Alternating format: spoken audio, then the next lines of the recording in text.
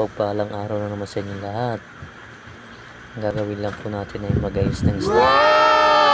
Isasalang lang po natin yung mga stock sa box. Ilipat lang natin para magamit natin yung mga box.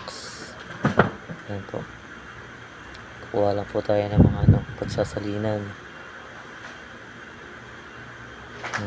Pagsatin po yan para magandang tingnan. Para hindi madumayin yung mga stock. Yan ang gagawin natin yan. Nililipat na natin sa kabilang box. Para yung isang box magagamit pa natin. Para magamit din pag may mga ginulang tayo ng box na nagpipik. Kasi minsan naubusan tayo ng mga box.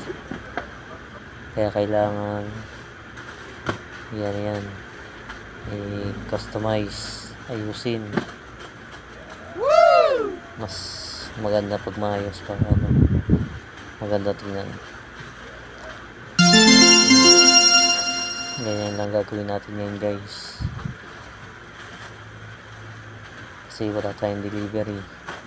Yan lang yung kalimitan kong ginagawa pag hindi ako kasama sa delivery. Yan. Nilipat-lipat lang natin.